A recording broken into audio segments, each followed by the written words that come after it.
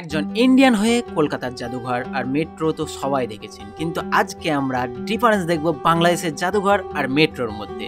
তো চলেন বেশি প্যাক না করে আমরা আজকে ভিডিওটা শুরু করা যাক। আসসালামু আলাইকুম বাংলাদেশবাসী, সবাই কেমন আছেন? আশা করছি সবাই সুস্থ আছেন, সবল আছেন। আর আজকে আমরা ঢাকা শহরের বুকে দাঁড়িয়ে আছি। এখানকার মেট্রো এক্সপ্লোর করব, এখানকার ফুড এক্সপ্লোর করব, তার সঙ্গে আমরা এখানকার জাদুঘর এক্সপ্লোর করব। আমরা বেরিয়ে পড়েছি, তো চলেন আজকে মজা হবে। আর ফুল ব্লগটা একদম এই একটা ইন্ডিয়ান বয়ের চোখে ঢাকা শহরকে কেমন দেখায় সেটা আমরা দেখব। তো পুরো ব্লগটা শেষ পর্যন্ত দেখুন, মজা হবে। ঢাকা শহরে আইয়া পড়েছে মুনতাসির ভাই। Welcome Dhaka, welcome Dhaka. আর আমার ছোট্ট ভাই সাইম ভাই। আমরা এখন চলে এসেছি ঢাকা শহরের নতুন যে ঢাকা শহরে মেট্রো চালু হয়েছে সেই মেট্রোতেই। এটা হচ্ছে আগরগাঁও। আর আমরা যাচ্ছি এই মেট্রোর ডিফারেন্স। কলকাতায় তো এখনও 3-4টা মেট্রোর কাজ চলছে। হাওড়ার মেট্রোটা যেমন চালু হয়েছে, এটাও একটা নতুন মেট্রো, একদম 1 বছর সবে চালু হলো। আমরা এখানকার মেট্রোর এক্সপিরিয়েন্স নেব। বিজয় সরণি মানে এখানকার জাদুঘর, ঢাকার জাদুঘর যাচ্ছে। চলেন এই মেট্রোর এক্সপ্লোর করতে করতে আমরা পৌঁছে যাই সেইখানে। কাউন্টার নেই, এমনি কাউন্টার বন্ধ ভাইয়া এখন।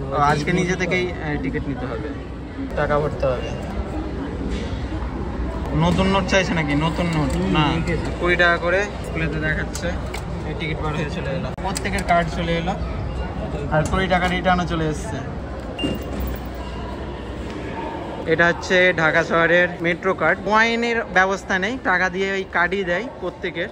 এটা পার্মানেন্ট কার্ডও হয়। এটা হচ্ছে আমাদের কলকাতার কার্ড, যেটা আমাদের পার্মানেন্ট থেকে যায়। বেশ মজাদার। ঢাকা শহরে কোথাও মাটির নিচে ঢুকেছে মেনতাসি না, এটা পুরোপুরি যেমন আমাদের EM বাইপাস কলকাতার জোকার সাইডে পুরো সব উপর দিয়ে যায়।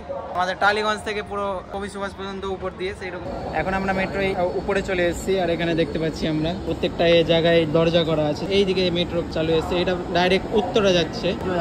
কি আমাদেরটাও চলে এসছে। মতিঝিল, মতিঝিল হচ্ছে লাস্ট। খুব সুন্দর সুন্দর।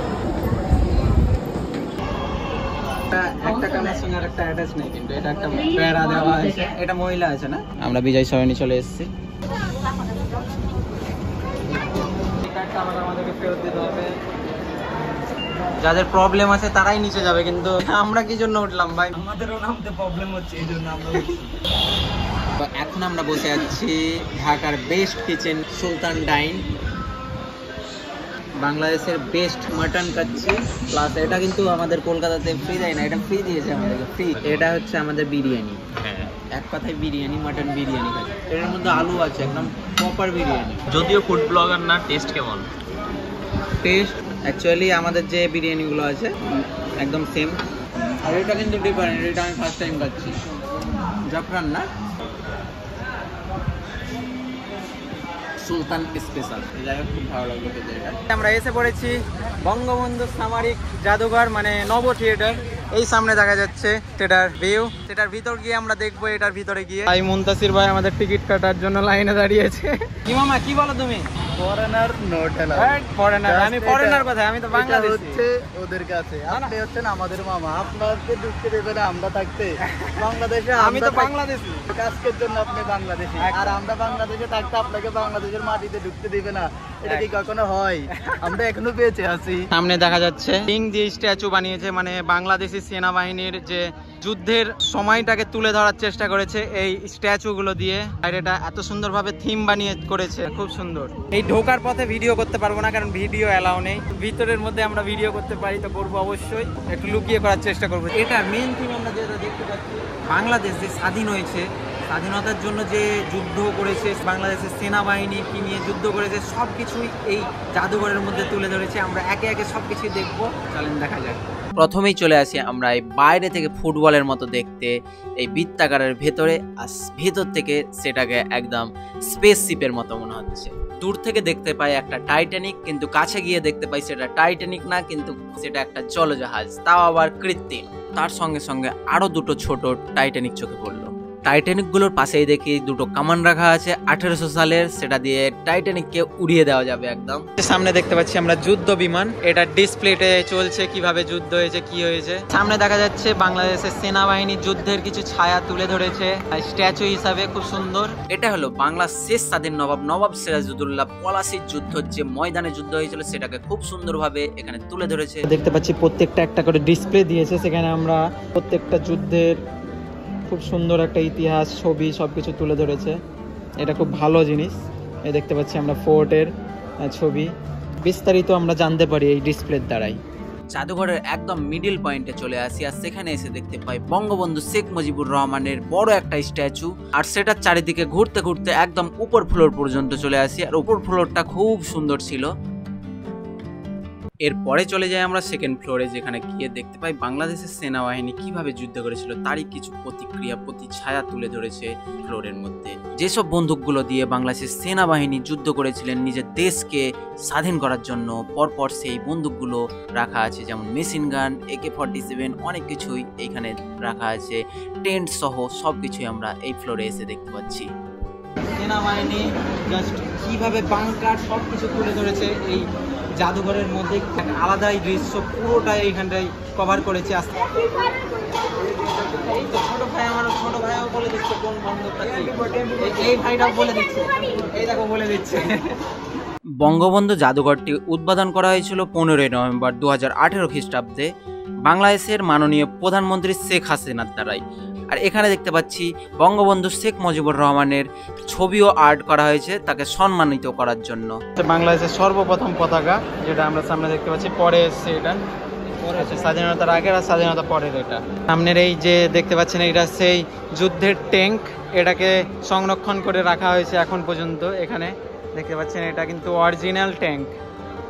এরপরে চলে আসি আমরা বাংলাদেশের বিমানবন্দরের মধ্যে, কিন্তু এটা হচ্ছে ফাইটার বিমানবন্দর, যেটা জাদুঘরের মধ্যেই আছে। আর সেটা আমরা দেখতে পাচ্ছি ফাইটার অনেক রকম প্লেন, যেটা ফাইটার প্লেন থেকে হেলিকপ্টার, মিসাইল, সমস্ত রকম যুদ্ধের জাহাজগুলোকে এখানে ডেমো বানিয়ে রেখেছে, একদম আসল জাহাজের মতোই লাগছে, খুব সুন্দর লাগছে।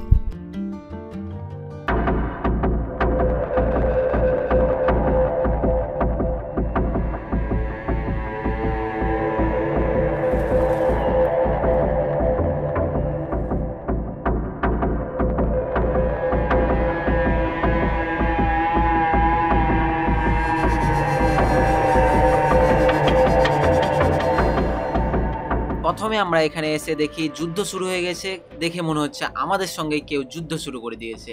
এত 3D আর ক্লিন ডিসপ্লে দেখে আমরা অবাক হয়ে গেছি।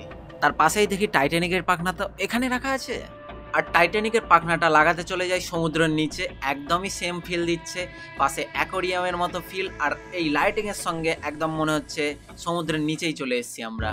আর সমুদ্রের নিচে দেখতে পাই একটা 3D পিলার, যেখানে একদম অ্যানিমেশন মাছ যাচ্ছে, একদম হুবহু মাছের মতোই অ্যানিমেশন, যে মনে হচ্ছে টাইটানিকের জাহাজের জল ভেঙে ঢুকে সেরকমই একদম অ্যানিমেশন ফিল দিচ্ছে।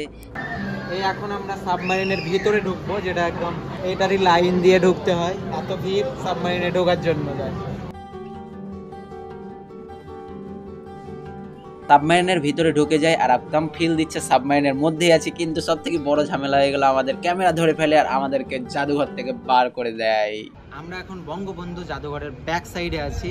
দেখলাম বঙ্গবন্ধু জাদুঘর, যেটা অসাধারণ, মানে তুলনা করা যায় না, যেভাবে গুছিয়ে এত সুন্দরভাবে বানিয়েছে জায়গাটাকে।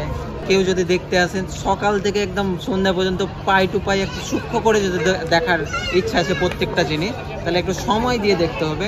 আমরা খুব শর্ট টাইমের মধ্যে খুব তাড়াহুড়া করে দেখেছি, প্রত্যেকটা বিষয় আমি এত ভালোভাবে তুলে ধরতে পারিনি, কিন্তু এসে যদি আপনারা সূক্ষ্ম করে দেখতে চান সময় নিয়ে দেখতে হবে। এই জিনিসটা এত সুন্দর, এত অসাধারণ, চমৎকারভাবে বানিয়েছে এই জাদুঘরটা, খুব সুন্দর। তো গাইস, সব মিলিয়ে আজকে বাংলাদেশের বুকে, ঢাকার বুকে যে মেট্রো প্লাস আমরা এই জাদুঘর দেখলাম, আমাদের এই ভাইয়েরা খুব হেল্প করলো, এই মন্তাসিফ আর মামু অনেক হেল্প করলো। আর সব মিলিয়ে এই ভিডিওটা খুব ভালো হয়েছে, খুব ভালো লাগলো আমার পার্সোনালি। যদি ভালো লাগে একটা লাইক, কমেন্ট, সাবস্ক্রাইব করে দিবেন, একদম চ্যানেলের সঙ্গে যুক্ত হয়ে যান। দেখা হচ্ছে নেক্সট আরেকটা ধামাকা ব্লগ নিয়ে, ততক্ষণ সোয়াগে থাকবেন, একদম সোয়াগ নিয়ে থাকবেন, অলওয়েজ সোয়াগ। তো চলেন, বাই, টেক কেয়ার, খুদা হাফেজ।